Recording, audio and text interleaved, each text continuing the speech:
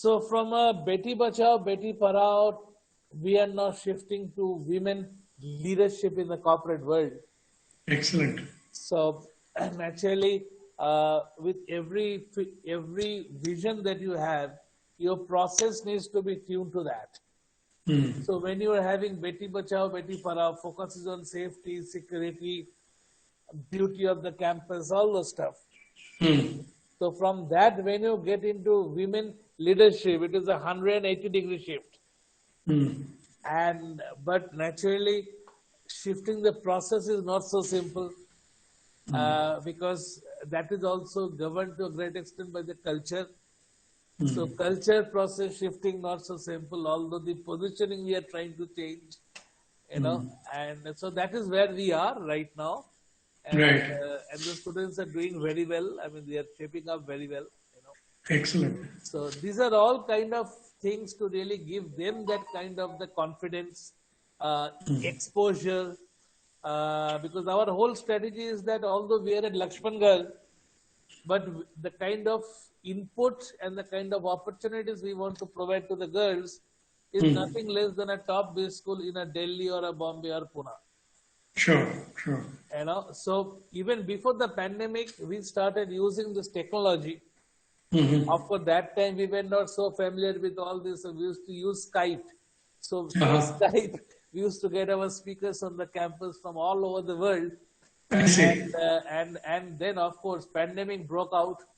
Despite all the bad things, a lot of good things has also happened.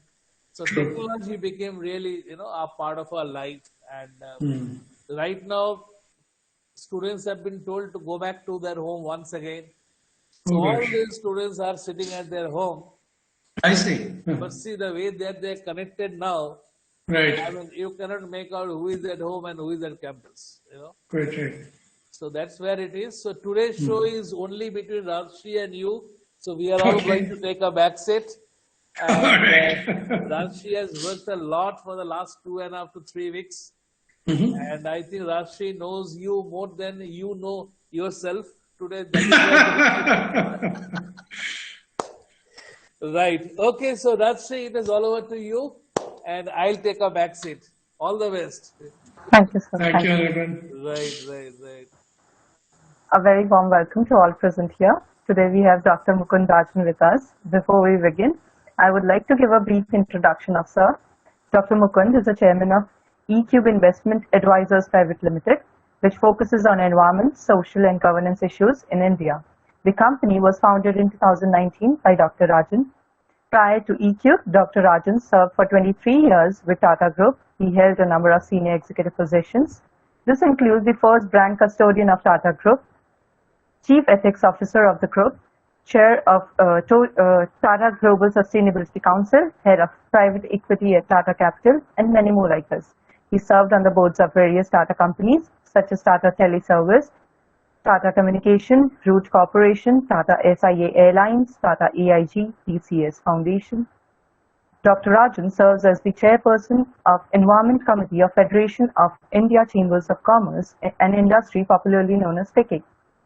He has also served as the chair of India at 75th Council of Confederation of Indian Industry and chair of CII Core Committee on China. In 2007, the World Economic Forum honored Dr. Rajan as the Young Global Leader. Now, this was a brief introduction. I don't want to waste much of time in introducing because most of the questions are related to Sir's life itself.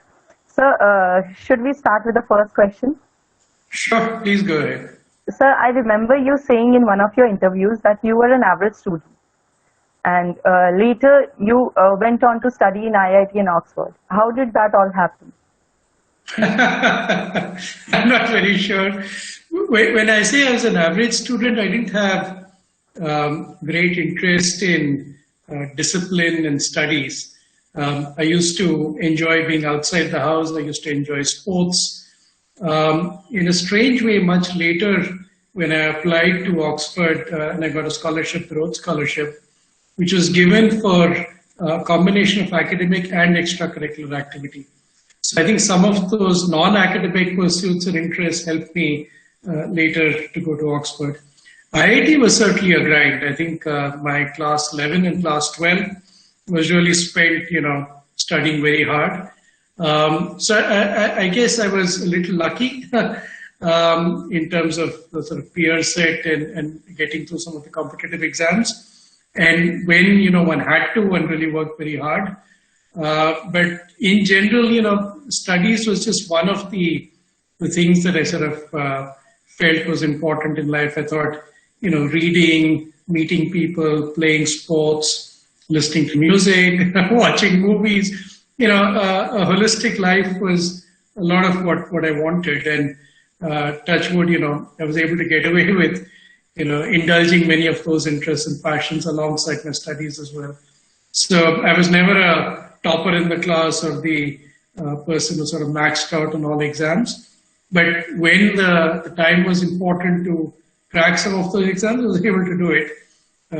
So again, luck and fate, I guess, play their role in anyone's sort of career and development.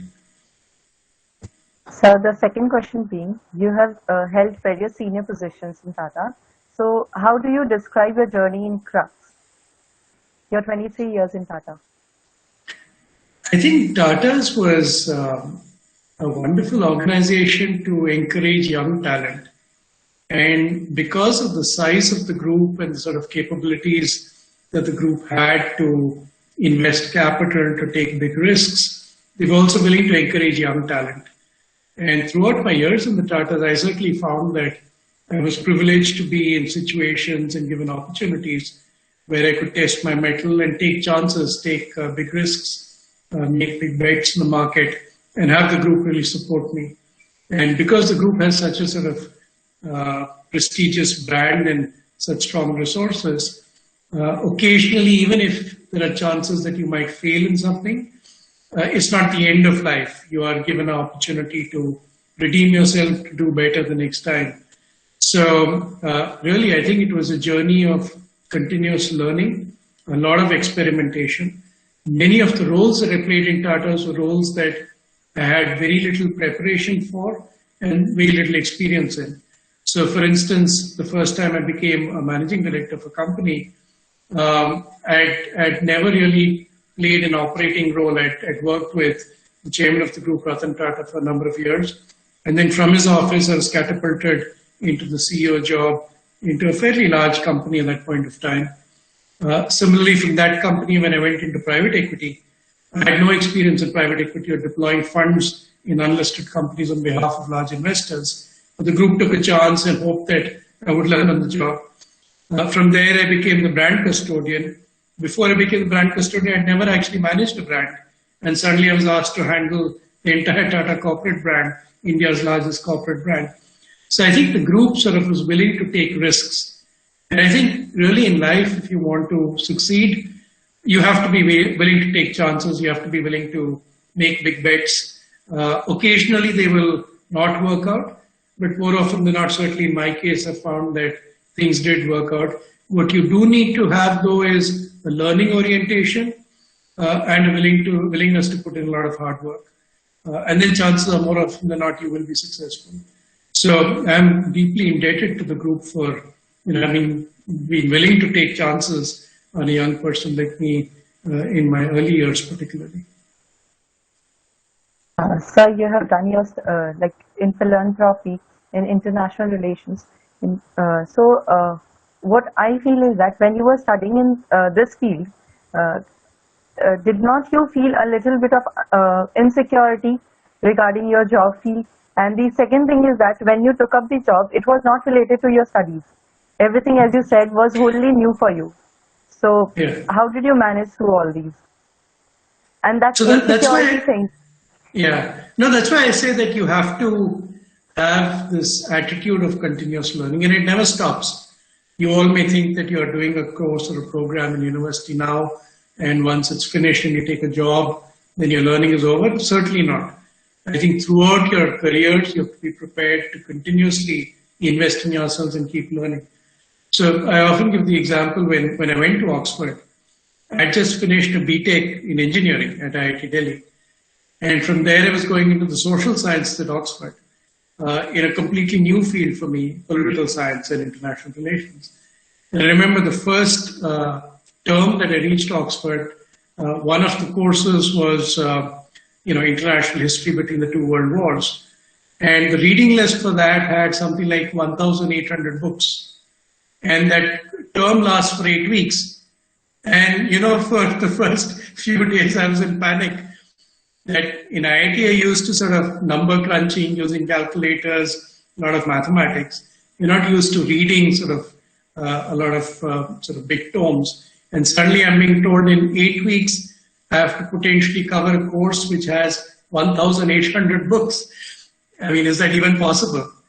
And then you sort of talk to more people, you interact with your tutors and professors, and you realize that actually you're not meant to master 1,800 books. In fact, it's lucky if you even read 20 books in those 8 weeks. But the thing is, those 20 books should be the right selection.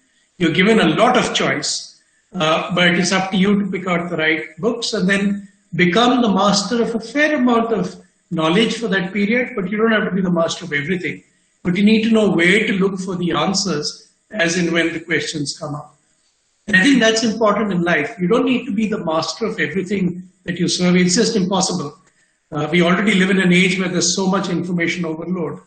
But you need to know where to look for the answers. And you need to have training in the process of finding those answers once you're directed to find a solution to a problem.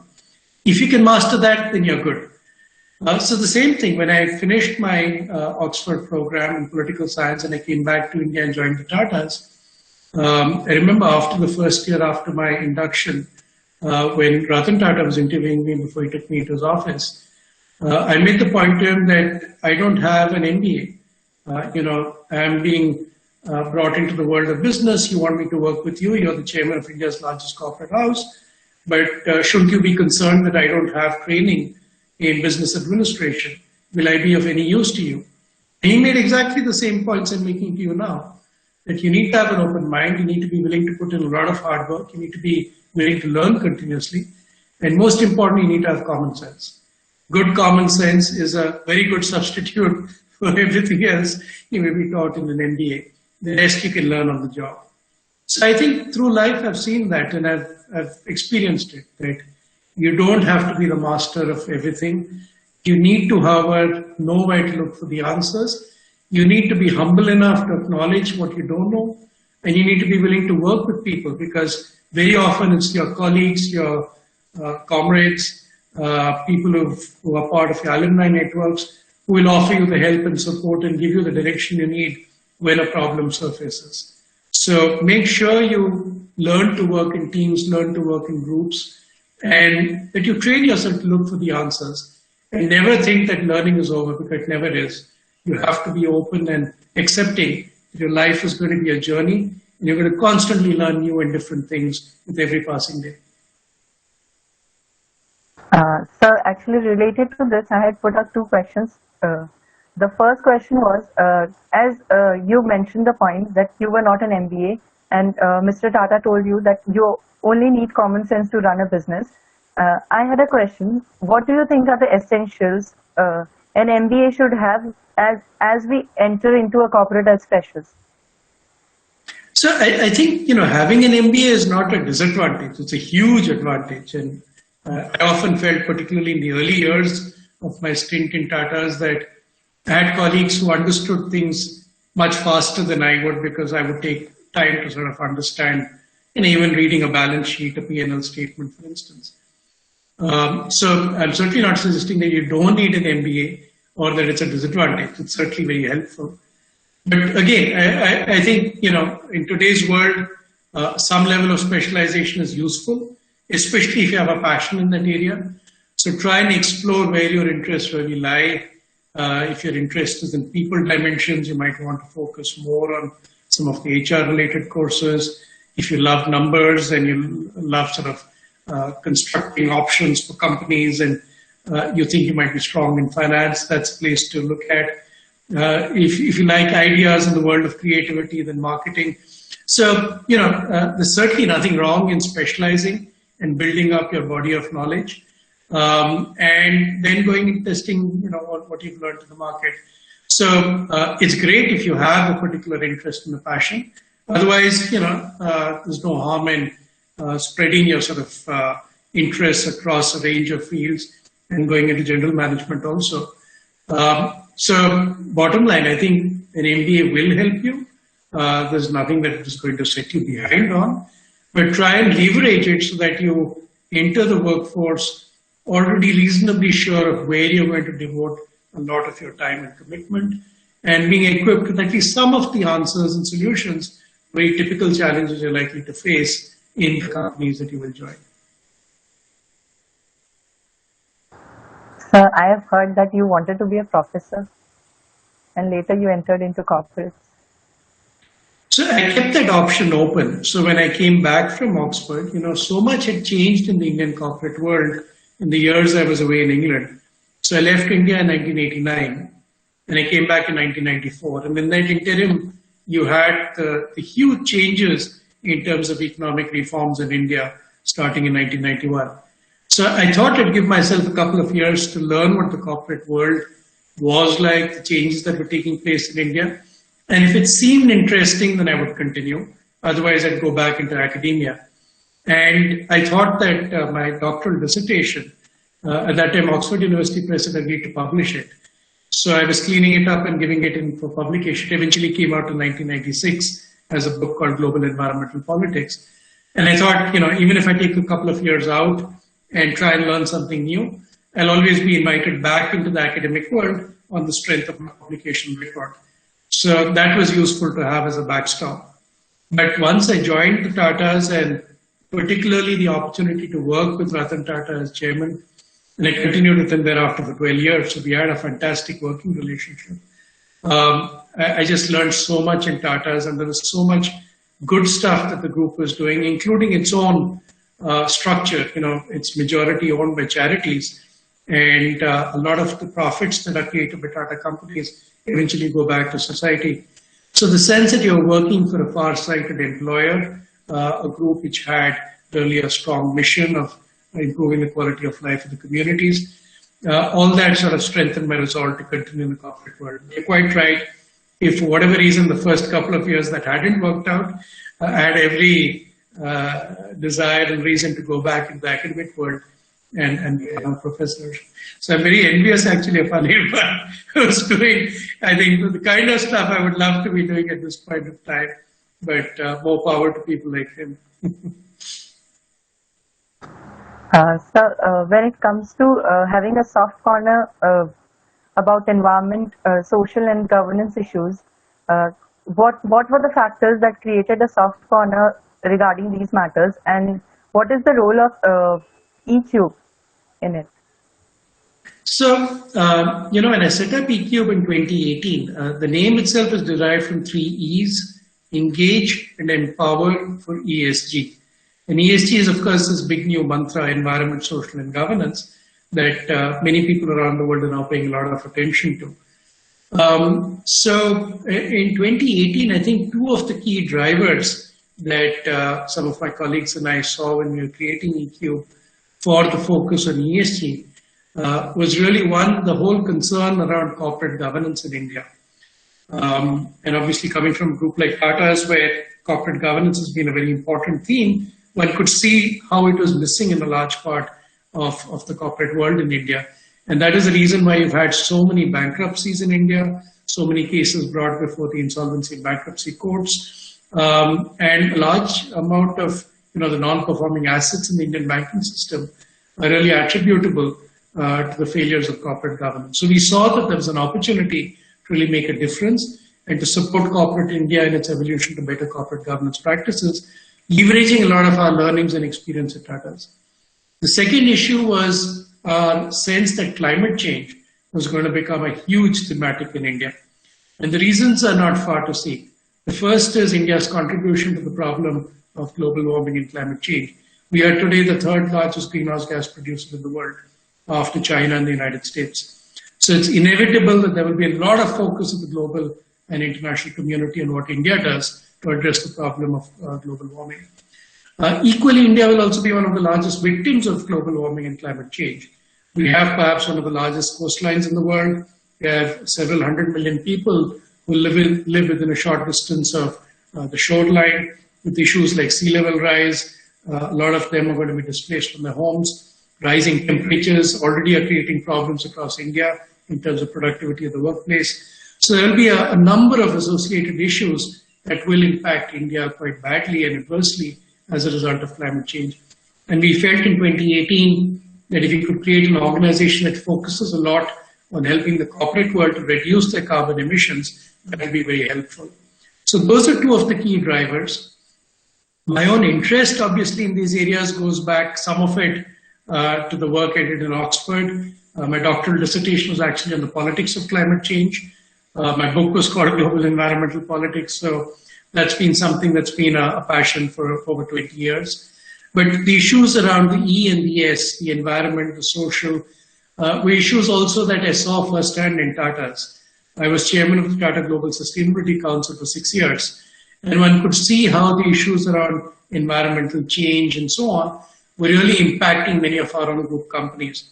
From an investment perspective, just to give you an example, we have a company, Tata Power in Tata's, which is significantly reliant on coal-fired thermal power production. And any entity that is reliant on fossil fuels like coal is going to face challenges from investors down the line. And we experienced that in 2014 for the first time. You saw the Norwegian Sovereign Wealth Fund, for instance, pulling out all its investments in Tata Power. They held, a percentage and a half or so of equity in Tata Power, and they pulled out the investments overnight because they were decarbonizing their portfolio. So one saw firsthand how suddenly you can see huge changes in the investment community that are potentially going to impact your companies for the future and your ability to raise financing and the way in which you're viewed by your stakeholders. So I think the learnings in Tata's reinforced the sense that it was the right time in 2018 to create an entity that would focus on ESG.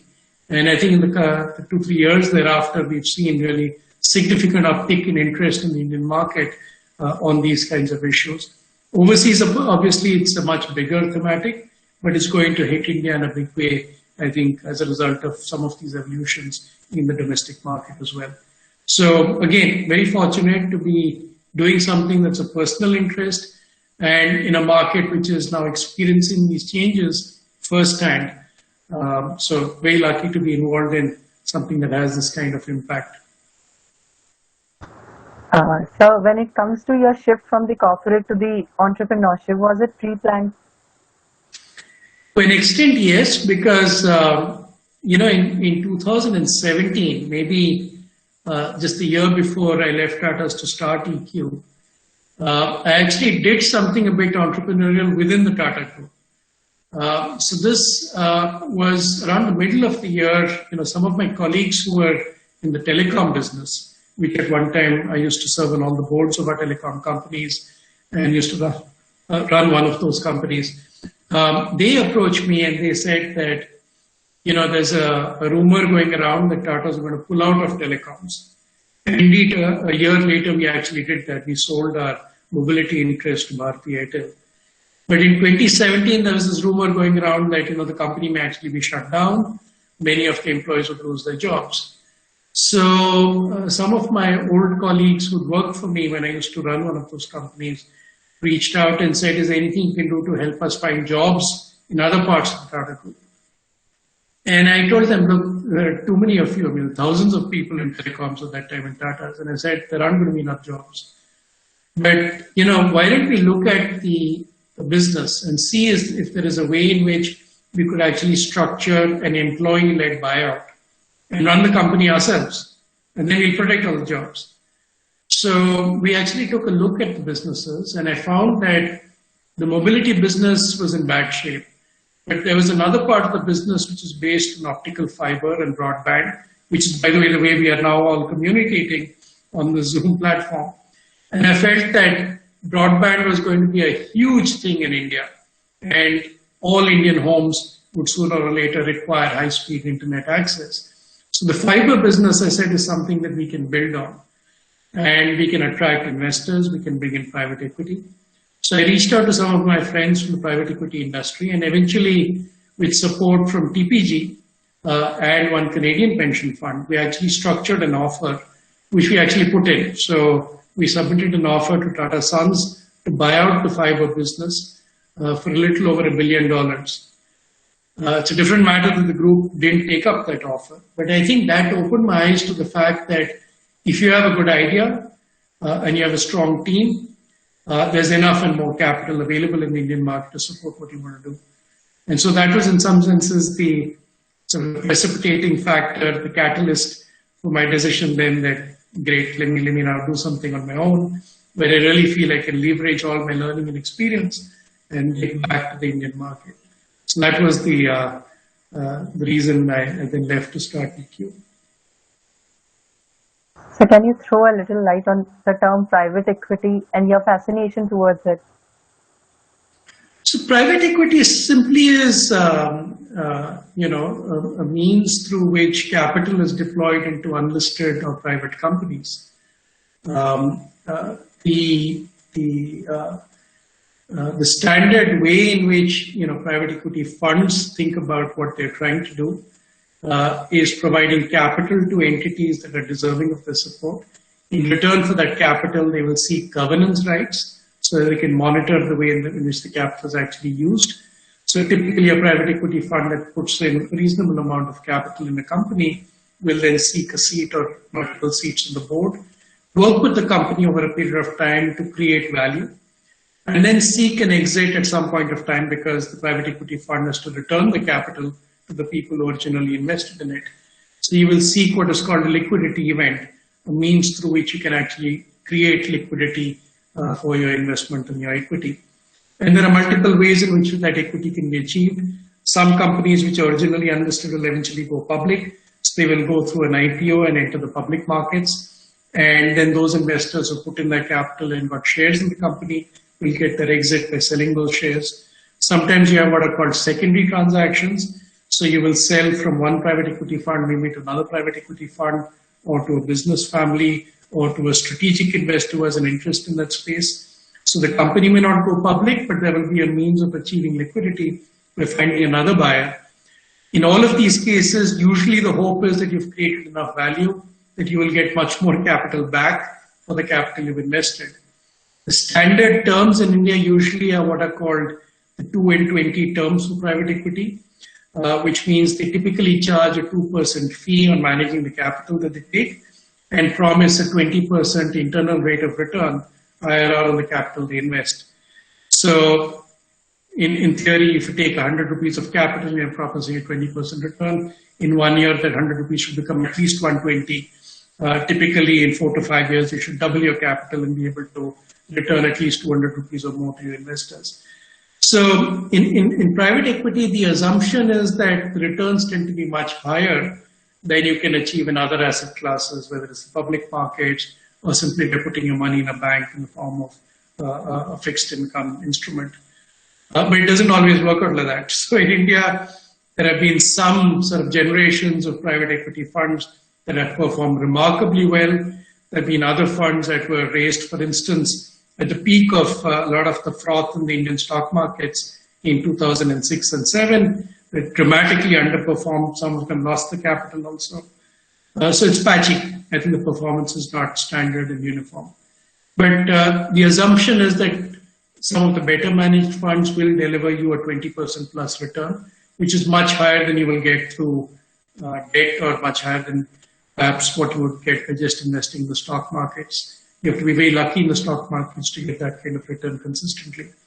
So the well-run private equity funds typically have become now global Goliaths. These are entities like Blackstone, KKR. Those are some of the very powerful brands and names you'll hear about, General Atlantic and so on.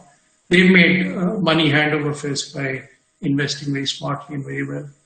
But you have to be very clever to pick the right investment opportunities, support the management well with a lot of capability and talent, and then create a liquidity event where hopefully you get an exit which delivers much more than your initial cost of capital.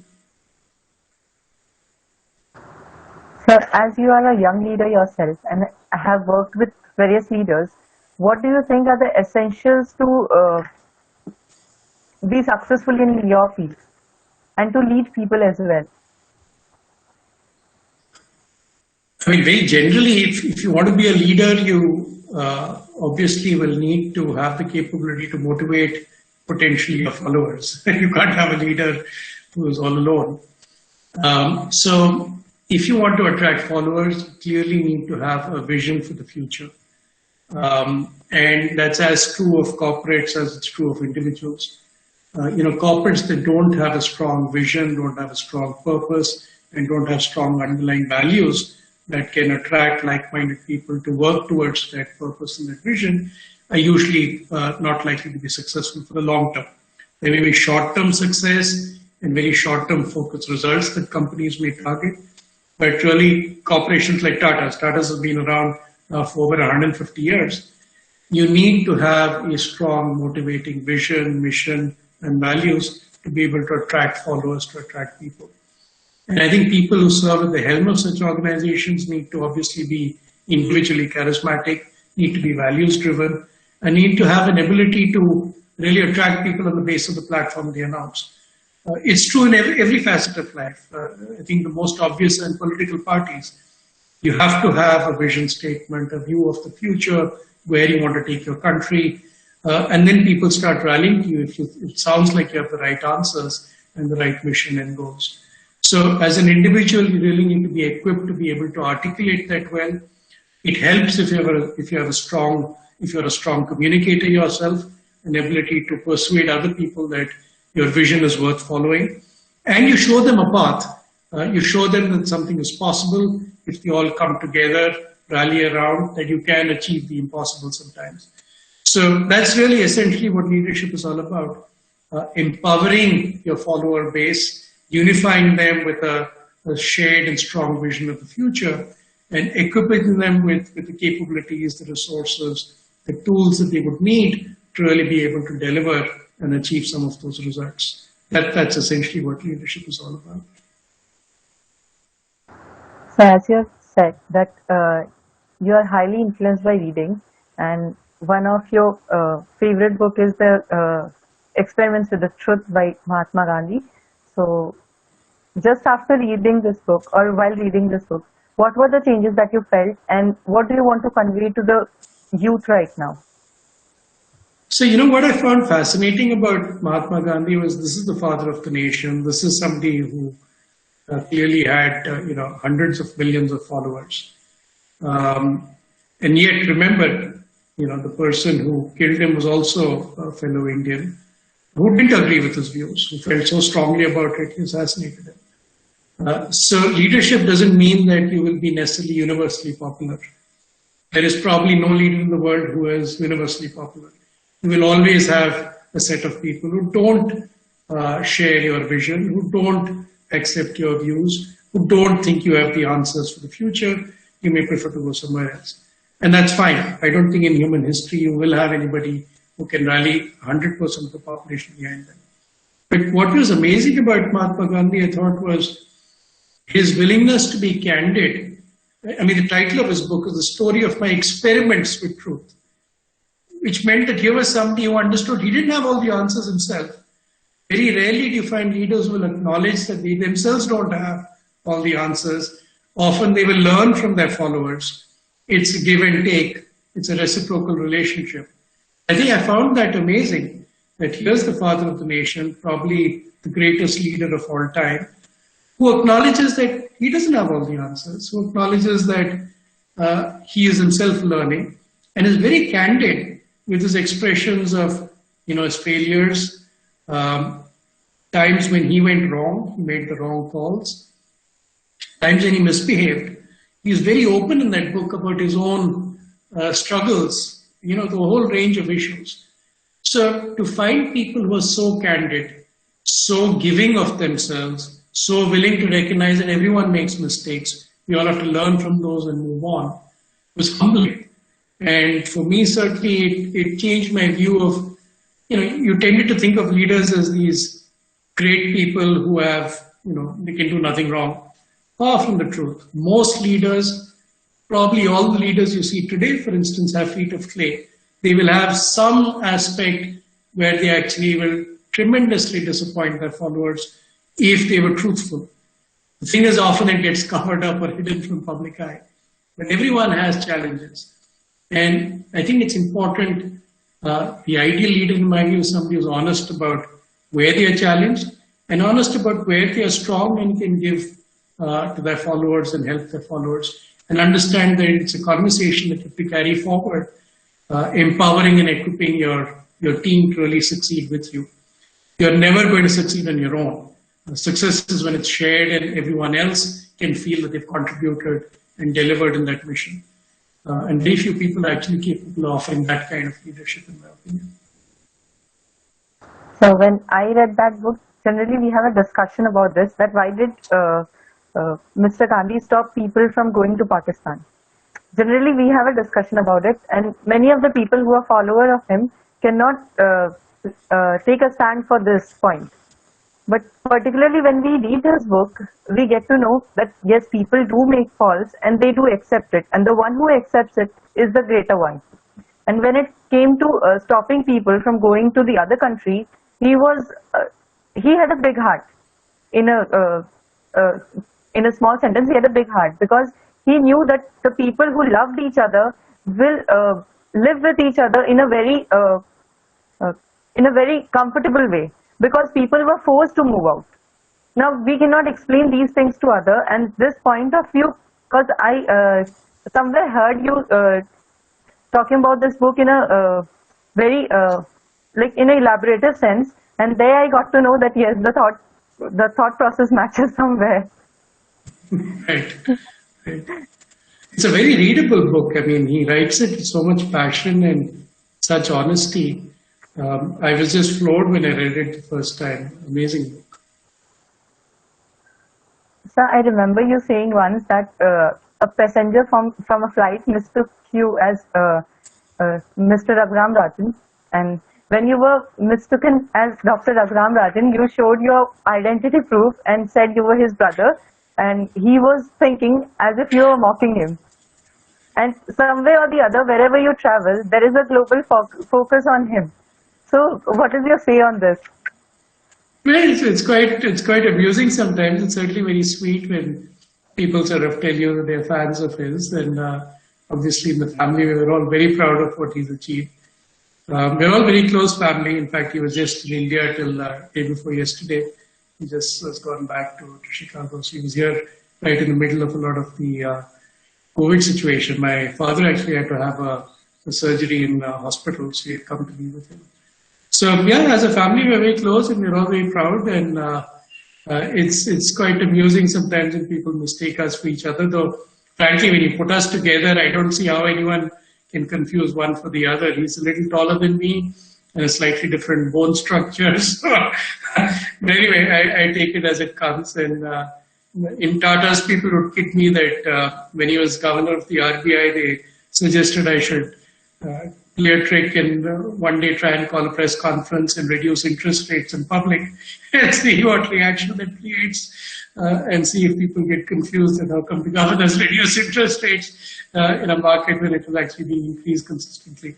So we have those kinds of jokes, but yeah, I mean, as I said, most of it is just for good laughs, and we had a lot of fun at some people's expense sometimes. Sir, one of the things is that no matter where you reach success in your life, at what level you are, as Mr. Tata is a very humble person, now we know that you are a humble person yourself after achieving so much. So, how do we maintain that balance in life? And what about the work-life balance? I think the thing you need to realize is, like I said earlier, you can never be the master of all the information in the world, or the master of your field, or even the master of a very niche subject. The minute you realize that, and usually you realize that in college, because that's where you're forced to learn and you're exposed to some of the smartest teachers, professors, tuition classes, and so on. And you realize, gosh, I'm never going to be able to master all of this. And immediately that humility should come in, that it is just impossible. And there's just so much new information constantly being created. There's new technology, new ways of accessing knowledge. It'll simply be impossible. But that humility then actually equips you better to work with groups of people, to work with teams, to reach out, and to acknowledge that you will not have all the answers, so to reach out for help and support. And I think that makes a huge difference in your attitude to life and the way you think about issues. And you realize very quickly that life is not just about only the stuff that you will see at the workplace in the corporate sector. It's so much to do with, leaning on and taking help and support from others. It can be your college mates, your alumni networks. It can be your parents, your family. Certainly at a time like the current situation of COVID around this country, I'm sure lots of people are getting solace and support simply from their friends' networks and from their immediate family. And, that's when you realize how much you depend on some of these people for your moral anchoring, your moral compass, and your sense of what's important in life and what's not. I think COVID has really opened our eyes to a lot of what is really important and meaningful. So I think you have to have that innate humility, and then a lot else sort of falls into place, the work-life balance and so on. One other thing that I often sort of quote to people is, there's this phrase, the grass is greener on the other side. Very often in life, we are motivated by what we think is some other person's success. It's inspirational at one level. We love to see people who achieve great things. But it's also sometimes irksome because you see your friend in the next room who's doing better in exams. You see your classmate in school who got into better universities. You see people in universities who got better jobs. There's always somebody out there whom you know who's doing better than you. And, at one point, that can start getting under your skin. It's certainly a motivation to work harder and do better. But sometimes things are not entirely within our control. When we become envious and we become jealous. So, I often counsel people against that because you actually don't know the situation that other person whom you're envious of is actually in. They also have parents, they also have friends, they also have role models, they also have people they are envious of. And I think this is often brought home to me in Tata's also. I've worked with each of the Tata Group chairmen who are alive today. And I can tell you, being chairman of Tata's is not fun. People think it's a very glamorous thing, it's very powerful, you have a huge amount of capital at your disposal. But guess what? The chairman of Tata Sons also has a board that they have to be respectful of. The board will ask questions. We've already seen in Cyrus Mistri's case, the board actually got rid of him. Your job is not necessarily secure. There are people in this country who will think you're doing a lousy job. There will be investors who will hate your performance in different companies, who will pull out their investments because they think you're not equipped to do a good job. So you'll always have pressure. There'll be pressure on politicians, there'll be pressure on the Prime Minister of the country. You can never really think that you're completely beyond it all and you're in a safe and secure zone. So, the grass may always look greener, but, the fact also is that everyone is constantly under challenge, constantly under pressure.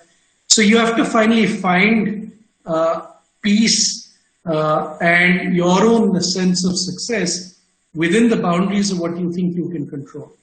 And if you think you've done the best you can, you've put in the right amount of hard work, you've been open-minded, you've sought help when you needed it, you've continuously invested in learning, then be happy in what you're doing because that means you've done the right amount of stuff to achieve the right amount of influence. And remember, there are so many other people who are going to be counting on you, who will be looking up to you, your own family, for instance. If you're working in a corporation, the people who report to you.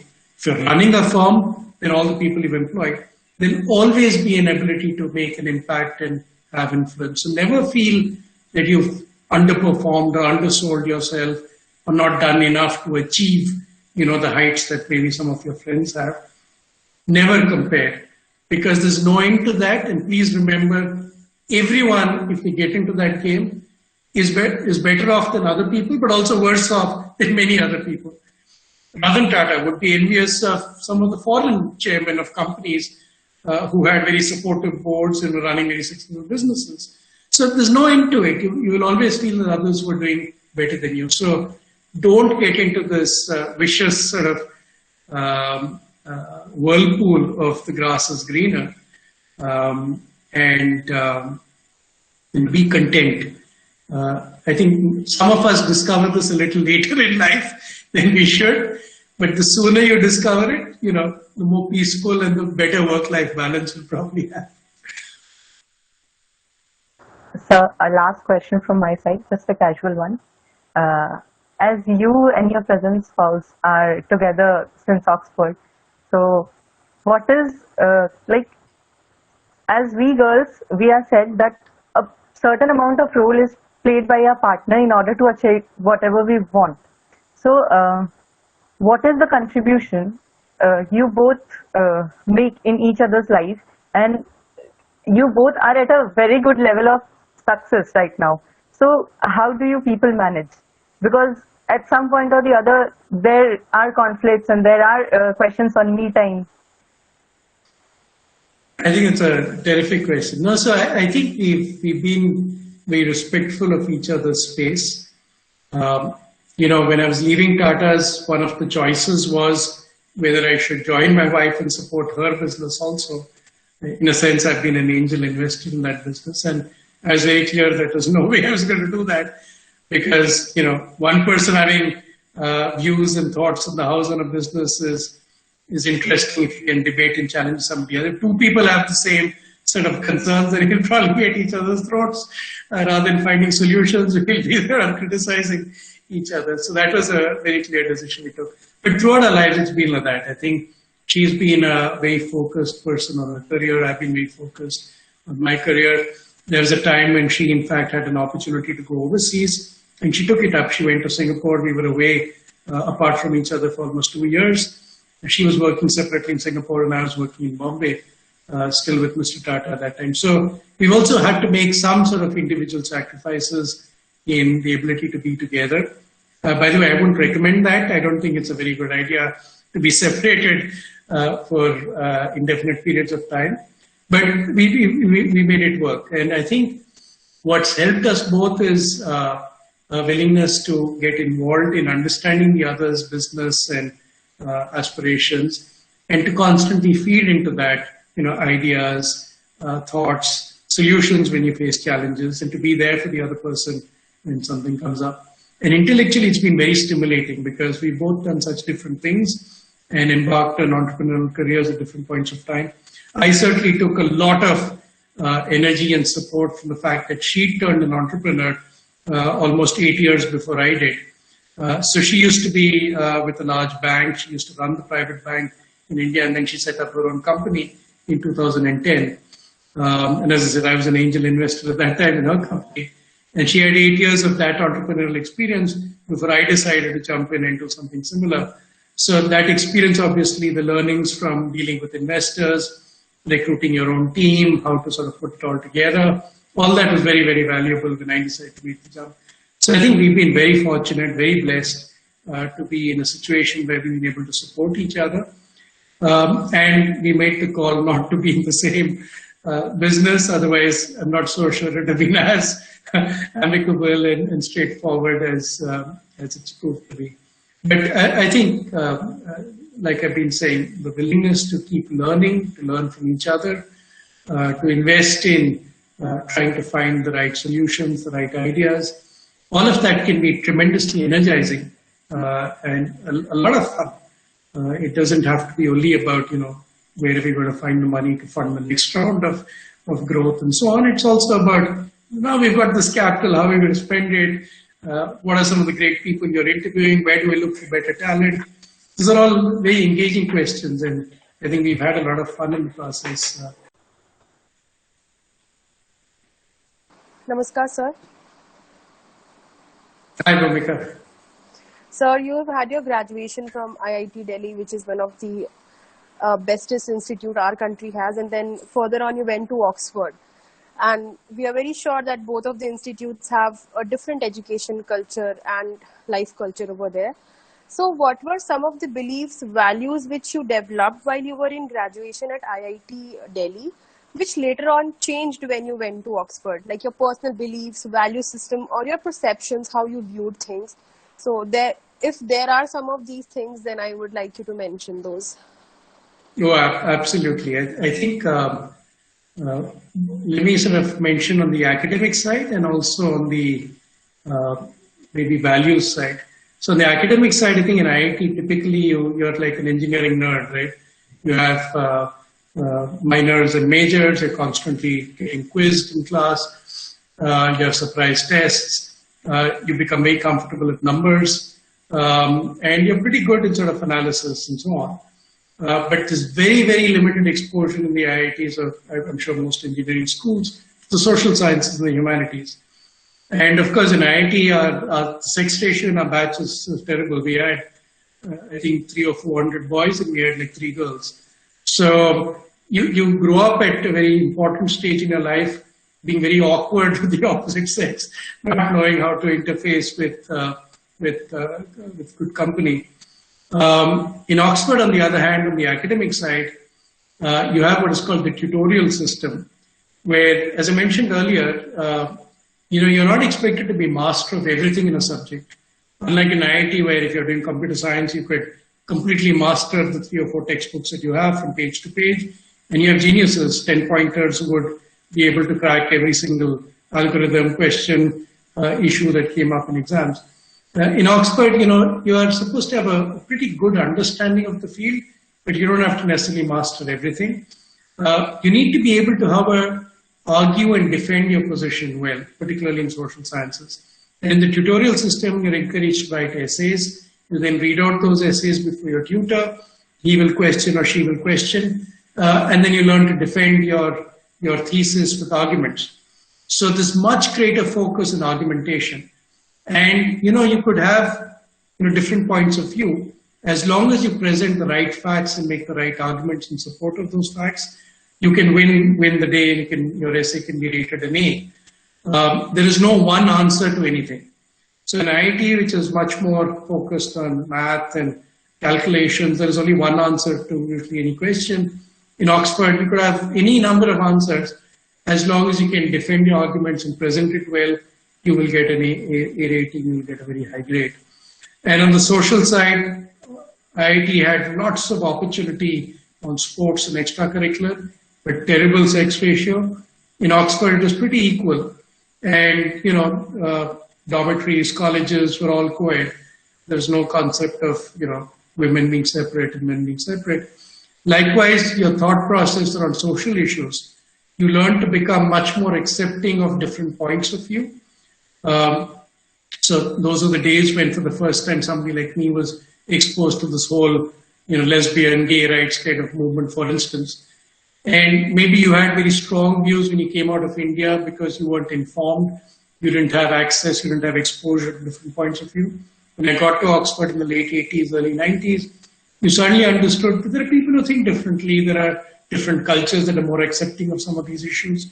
So you became, in that sense, more liberal, more open, more accepting, and much more exposure to cosmopolitan trends and views. So I think on all those fronts, Oxford was an eye-opener and taught me to, in that sense, be maybe more humble, to accept that, there are all kinds of perspectives. There is no one right answer, one right way of doing things in this world. There are multiple ways in which you can address some of the important challenges of our day. And you have to be open to at least give people an audience and listen to them before you decide what's good for you. Thank you so much, sir, for answering these questions so perfectly. Thank you, Bhumika. So, few questions that I have for you. The first is, sir, in our life we face many failures, and they bring us some really tremendous learning. So, you might have also faced a few of them. So, what are the learnings that you can share with us, and we can just keep that with us? So, as I said, I think never be envious. You only fail when you think that something was so important it had to be achieved, perhaps at any cost. And if it doesn't happen, then you feel that you're worthless, your self-esteem is eroded, and so on. Never put yourself in that situation, because apart from the fact it's not worth it, it's not even true. Almost every successful person who's reached any heights in the world today has been through situations where they've had to accept disappointment, had to accept failure, been castigated. And I keep going back to Mahatma Gandhi's example. I mean, who finally finished him off? It was a fellow countryman. He's the father of our nation, yet he was killed by another Indian. So you will never, be able to persuade the whole world that what you have, what you think, what you want to do is right. So don't be disappointed for the same token. Don't worry, things will not always work out. So never sort of have regrets that make you feel, oh gosh, I've underperformed, or I'm terrible. You're not. Every person is an individual, is great in their own right, has so much they need to contribute, so much influence they can have. And there's so many role models who've demonstrated that despite repeated rebuffs, despite repeated disappointments, you can achieve, the heights. I remember there used to be a poster which one of my secretaries used to have in Tata's of Abraham Lincoln, the US president, who then was president during the Civil War, freed the slaves. His impact in the United States history is probably the greatest of any president. But what's perhaps less known is he probably lost every single election he stood for until he stood for president of the United States. So he lost the battle to be a congressman, he lost the battle to be a senator, and still he insisted on standing for president, and he became president. And he supervised, the conduct of the Civil War and the freedom of the slaves in that country. And history will always look up to him. By the way, like Gandhi, he also died at the hands of a fellow countryman who shot him dead. So I think these things just prove to you that never sort of look back with sadness, never look back with disappointment, because it's part and parcel of what it means to become a better human being. Always look ahead, and always look ahead to what you can do. Don't worry about what your neighbor is doing, what the person in the next dorm is doing, what your friend is doing, what your cousin is doing. Don't let those influence you. Look out for what is right for you and what you think you can achieve with the resources you have, with the inputs and education you have, and with the hard work. Never shun hard work. I think hard work is very critical, and a continuous openness to keep learning new things is very critical. But if you have those two, sooner or later you'll get to the point where you will feel very content in what you've achieved. So that would be my sort of advice. Thank you. That's a very, very kind of inspiring answer for me. The second question that I have is that as the time has evolved because of the pandemic, we have seen that nowadays we are seeing that a consumer is so much smarter and aware about everything that's happening. So as a brand, how it is that it is getting a little tricky for it to make it more impactful and influential, as consumers are more aware, and as I said, they are more smart. Can you throw some light on this as a brand, how they can be more impactful and influential? No, I think it's vital in today's world for corporate brands to be very cognizant that stakeholders across a range of dimensions are forming views and getting very influenced by what you're doing, what they read about you, by perceptions. It's critical. So you have to have mechanisms where you monitor what is actually going on in the total context around you, including what's reported in the regular media, the national media, the vernacular media, social media, and so on. But equally importantly, what you are investing in educating all your stakeholders. And a lot of it starts actually with people forget with your own employee base. I'm very convinced that if employees act and behave as the best brand ambassadors for the brand they're working for, then a company has nothing to fear about. It's when the company doesn't invest in its own people, takes them for granted, you start seeing a large number of stakeholders finding disappointment. So it could be customers who are upset with the quality of products and the quality of customer service. It could be lenders who start distrusting you because they start seeing that you're reneging on commitments, not repaying loans, things of that nature. Government that doesn't take you seriously, or things that you're asking for concessions when they're not due to you, or you're violating the law. So a whole range of stakeholders can be, disappointed in your actions and potentially even work actively to pull you down. The worst is when your customers start turning their backs on you because they've lost trust or confidence in your products and service, or they just don't believe the company's management. That can happen in a range of situations. Just to give you an example, in Tata's, for instance, there was once a consumer campaign to boycott Tetley tea. And this started with news that came out in the UK about human slavery that was taking place in tea plantations in India, some of which Tetley was procuring tea from. So the argument was Tetley is buying tea from tea plantations on which particularly some of the young girl children were being abused and some of them were being kidnapped and sold or sold into prostitution. And if you're buying Tetley tea in London, then in a sense you're supporting a company that is not doing all it can to stop this kind of activity. And so it required a huge review of the way in which you were actually dealing with issues in the tea plantations, how workers in tea plantations are being treated, the quality of education that was being provided, the healthcare and support you were giving people there, and the care you were taking to ensure safety and security, particularly for the girl child. So it created a huge set of implications for the company. A lot of capital had to be spent. And even today, if you go into the website, for instance, of Tata Consumer Products or Tata Global Beverages, certainly in the tea element, you will see disclosure on what the company has done more recently to actually support the plantations and workers there. So you have to be very conscious that your actions can sometimes even unfairly be taken out of context, but you will be forced to live up to the expectations the stakeholders have. And it is those brands that are doing their best to live up to the expectations that will be long-term successful. As a point out, Tatas have been around for 150 plus years, but a lot of that has required this kind of responsiveness. If you're not responsive, then you can be here today, gone tomorrow. That gives my answer. Thank you so much, sir.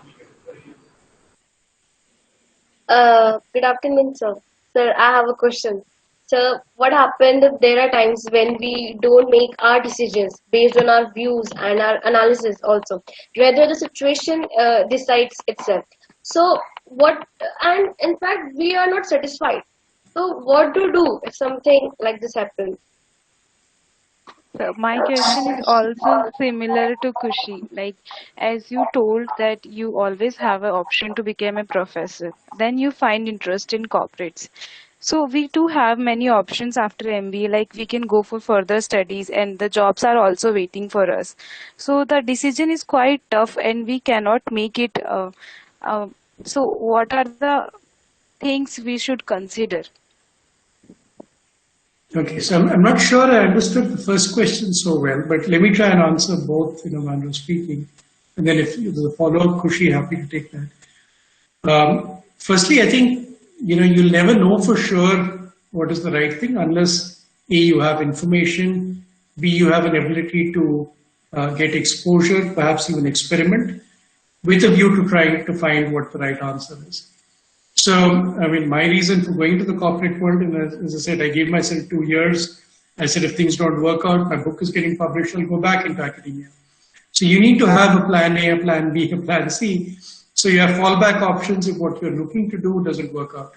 So if you're not exactly sure which industry you want to go into, whether you want to be in the corporate world or you want to be in the social impact sector, for instance, whether you want to become a teacher, it's a good idea to try and find ways to get the exposure you need.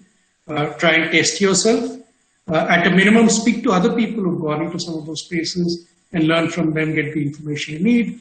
So ensure, today we're living in a world of information overload, so there's no way you can say, I don't have enough information. You have to seek out the information and see if that's enough for you to make a choice based on your personal value system and your personal sort of personality, your demeanor, the way you relate to people and so on. But test yourself. And there are ways to do it, at low cost. That's actually why you have summer projects and internships. They give you an opportunity to test yourself for a few weeks in different contexts and see if that's something you enjoy or not. So, ensure you have an environment in which you're open to suggestions, to influence, to more information, to people who've been there, done that. and then decide if you want to experiment. Give yourself some time to do that as well, and then make the choice. Don't get pushed into something without full information, without fully understanding the consequences. And if it happens for whatever reason and you're stuck in a bad place, then make the decision to move on quite swiftly. The worst thing that can happen is you reconcile yourself to something feeling that there's nothing better that's possible, or I'm stuck, I've made the wrong choice, now I just have to live with it. That's never true. I think give yourself enough opportunity to get as much information, as much counsel, reach out to all your networks, and you'll find the right answer. Kushi, your question, was it on similar lines, or did you have something else in mind? It is, sir. Okay.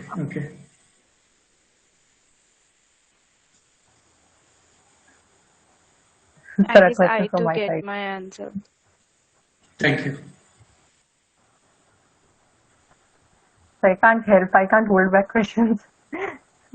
Sir, as you said of plan B, did you think of a plan B if your entrepreneurship did not work out? As entrepreneurship is all about risk bearing. No, so sometimes you also need to, there's a saying that if one door closes, another opens.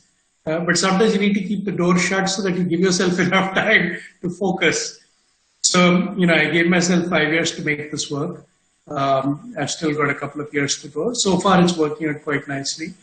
And then I'd like to do something else, perhaps. So we'll see. But right now, I think I'm in a space where I'm enjoying what I'm doing. I've got a great team. I think we all feel that we can really contribute some significant value. And there seems to be a market demand for what we're trying to do. So right now, I'm in a very lucky situation. And I think going back to that earlier question about my wife and me, she's also in a great space. Her business is flourishing. So it's nice to also watch other people's success from, very close proximity. You share in some of that sense of joy, of enthusiasm. So right now, I'm very, very comfortable, very happy, and quite honestly, very blessed. Thank you, sir. Thank you for answering, and even thank you for your time as well. Thanks so much. Really enjoyed this interaction, and good luck to all of you in your careers ahead. And never fear about the future. I think really you guys own the future. You have access to some of the best technology. You have access to more information than has ever been available to humankind in the past. So there's enough and more to sort of ensure you make the right calls over time, and that you enjoy what you're doing. Go where your passion takes you. That would be my final counsel to all of you. So good luck and all the very best. So before we part our ways, I would request everyone to switch on their cameras for a parent group photograph. All right. Shivani, please. Yeah. I would request everyone, please switch on the cameras. Okay.